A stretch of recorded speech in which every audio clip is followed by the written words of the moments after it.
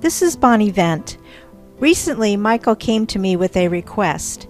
He wants to partner with me and the connection in order to continue to be of service to humankind. He is very interested in reconnecting with people who have remained loyal to his messages while he was alive and since his death. How could I say no? In many ways, this will be an interesting experiment. We will be starting with question-answer sessions. Where this project will lead promises to be a very interesting journey.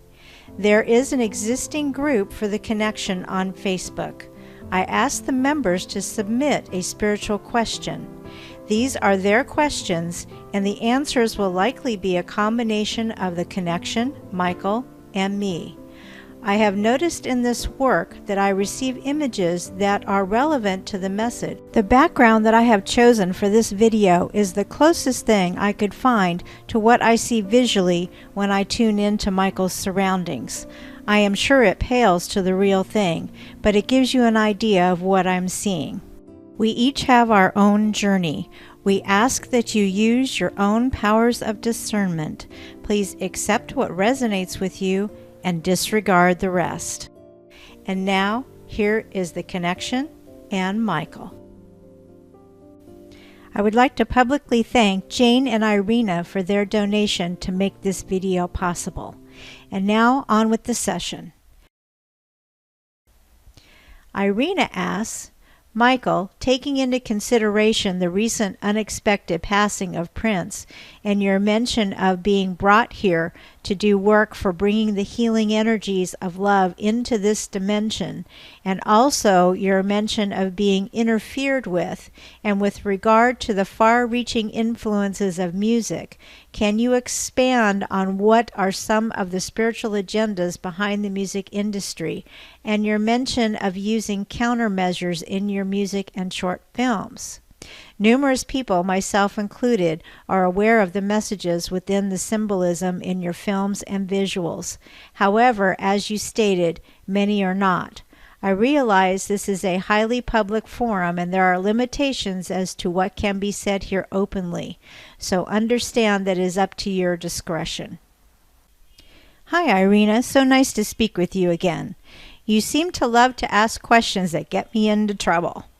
It's no longer a secret that the media is used to influence the public in a particular direction or misdirection. For those that achieve a high level of celebrity status, you are expected to fulfill these agendas. The public is already groomed to listen to celebrities more than any scholar or scientist. So many blindly follow public opinion, which ironically is not the public's opinion, but what media want you to think and feel. Prince also walked away from his agreement, just like I did. We both considered ourselves to be smarter than the machine, and we counted on the public to realize and think for themselves. We told them and warned them over and over. We thought our high visibility would keep us safe, and Prince thought living in Minnesota and knowing his neighbors would keep him from harm. This was our error, as you are never allowed to break your agreement without dire consequences. I do see that many are becoming aware that some high-profile deaths are just the machine clearing out the old physical model so that they can launch a new model. The new one does not think and feel or have free will, as it is not human, and the conditioned public does not seem to notice the difference. The use of a hologram was mentioned hours after Prince's death. The machine legally takes over your name and physical body. Beautiful, unsuspecting artists are taken into this system. I agree with Prince that they should stay far away. The price of fame can be fatal, and we are not the only ones. Jane asks, what is the life purpose and mission of Indigo Children? The connection says, Hi Jane, there is an issue with labels and categories in your question that we would like to clarify. Each soul has their own life purpose or path. Soul groups also have missions and things to accomplish as a group. This is where more than one person works on the same mission. There have been labels placed on these groups, usually by age or generation. These categories were placed there by well-meaning 3D concepts. We can say there has and continues to be a shift of what is valued by people as they reach maturity. The world is changing, and souls are coming in now need to already have the tools for the next shift. Some have heightened sensitivity that should be encouraged.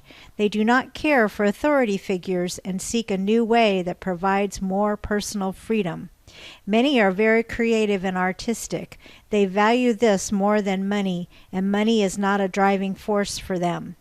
This is such wonderful news, as it's very positive light in the world, especially if they are able to retain their free will.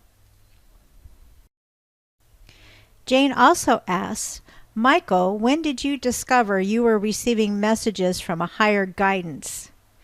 Hi, Jane. I was really little. I learned to go inside when I was unhappy with the outside world. I was a very sensitive child, and people did not seem to understand me.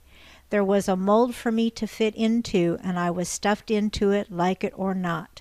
It was not all bad, but still very difficult.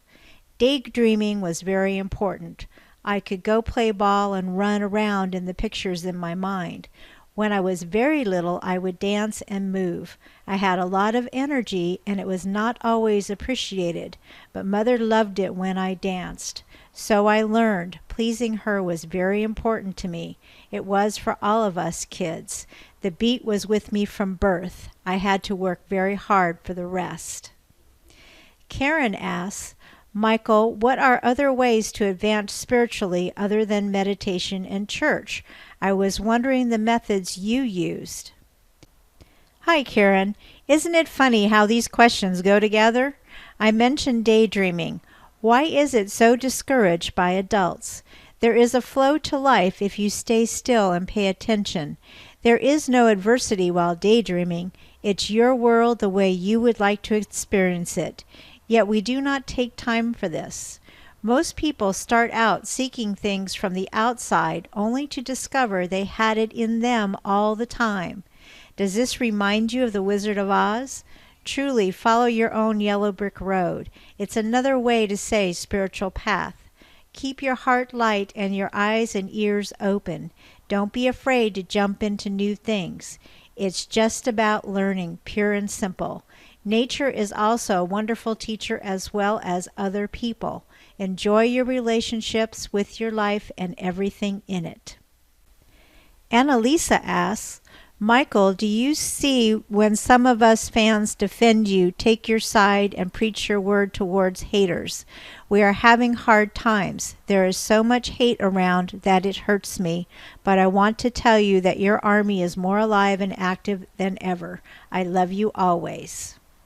Love you more, Annalisa. Such a pretty sound to your name.